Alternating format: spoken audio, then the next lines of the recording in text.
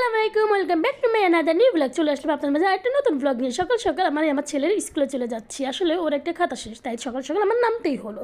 তো অবশ্যই যে যেখান থেকে দেখছেন অবশ্যই ভিডিওতে একটা লাইক করবেন, আর কি কোথা থেকে দেখছেন অবশ্যই কমেন্টে জানিয়ে যাবেন।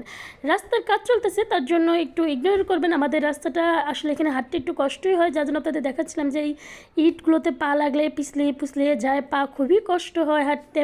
তারপরেও আমাদের হাঁটতে হবে, যেহেতু আমরা এখানে থাকি, আমাদেরকে হাঁটা ছাড়া আর কোনো উপায় নেই এখানে। তো এই তো বাচ্চাকে স্কুলে ওগুলো দিয়ে এসে বাসায় এসে একটু রান্না করলাম, শাক রান্না করলাম আজকে সকালে। আমার শাক খুব পছন্দ, আমার ছেলেও কিন্তু মাশাআল্লাহ শাক অনেক পছন্দ করে। এদিকে ওর বাবা খেয়ে অফিসে চলে গেছে, আর ভাত কিছু গরম ভাতও রান্না করেছিলাম আমি, কিন্তু যেহেতু গতকালের ভাত ছিল তাই সেটা আমি খাবো। আর ডিমটা আয়তের জন্য ভেজে রেখেছি, ও আসলে ভেজে খাবে। আর গরম রাখার জন্য আমি ভাতের মধ্যে রেখে দিয়েছি। তো এখানে আমি পান্তা ভাতগুলো একটু ঠিক করে নিচ্ছিলাম। আসলে পান্তা ভাতগুলো একটু ধুয়ে না নিলে খেতে কিন্তু তেমন একটা কেমন যে একটা আসে, সেটা আমার ভালো লাগে না, এই জন্য আমি একটু ধুয়ে নিই। তো আজকে আপনাদের মাঝে সুন্দর সুন্দর কিছু কথা বলবো নারীদেরকে নিয়ে কিছু কথা। না সরি, বলবো না আসলে এমনি মজা করলাম। যাই হোক, কথা বলতে গেলে তো অনেক কথাই হয়, কিন্তু সেগুলো আজকে আর বলবো না।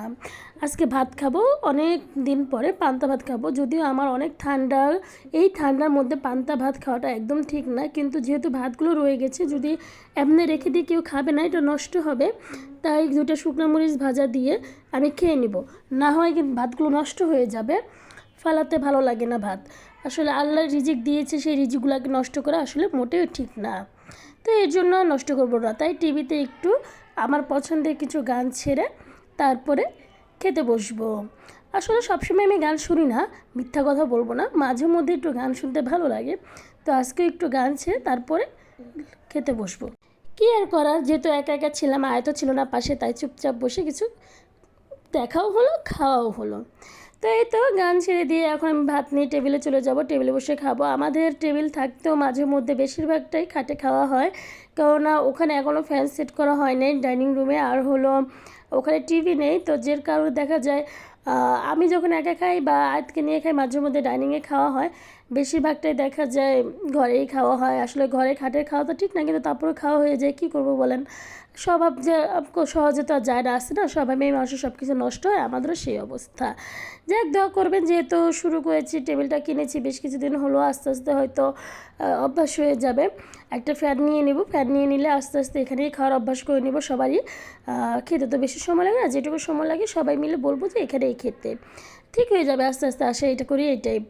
যাই হোক, তারপরে বিকেলবেলা আজকে রান্না করে তারপরে আয়াত আসলো, আয়াত আসার পরে তাকেও খেতে দিলাম বেলকুনিতে। বলো। আমিও ভাত খেতে বসেছি। আম্মু ডিম দিয়ে ভাত মাখিয়ে খেতে দিয়েছে, সাথে শাকও দিয়েছিল। এত মজা হয়েছে, আমি পেটটা ভরে খেয়েছি। তো এই তো আয়াত পেট ভরে ভাত খেয়েছিল, ওর নাকি খুবই পছন্দ হয়েছিল আজকে শাক তরকারিটা। ও শাক আরও বেশি নিয়েছিল পরে খেতে খেতে। আর এই বলটা ওর বাবা রাতে এনে দিয়েছিল, ও ঘুমিয়ে গিয়েছিল, সকালে পেয়ে তো খুব খুশি। ওর বাবা মাঝে মধ্যে রাতে যেহেতু লেট করে আসে, ও ততক্ষণে ঘুমিয়ে যায়। তো ওর বাবা মাঝে মধ্যে এগুলো নিয়ে আসে। তো দুপুরে গোসল করে আজকে একটু কাপড় পরেছিলাম, যেহেতু হালকা হালকা ঠান্ডা পড়েছে। এখন থেকে চেষ্টা করবো একটু কাপড় যেগুলো আছে কাপড় পরা বা ভারী যে থ্রি পিসগুলো আছে শীতের মধ্যে পরে ফেলবো।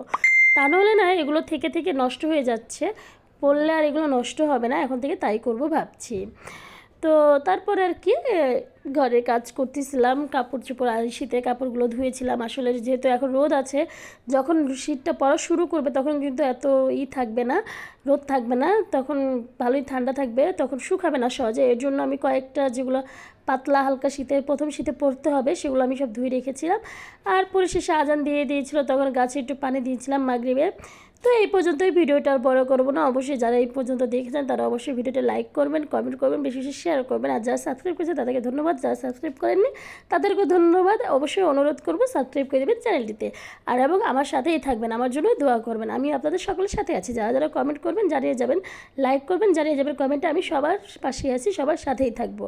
তো সবাই ভালো থাকবেন, আজকে এই পর্যন্তই, আল্লাহ হাফিজ।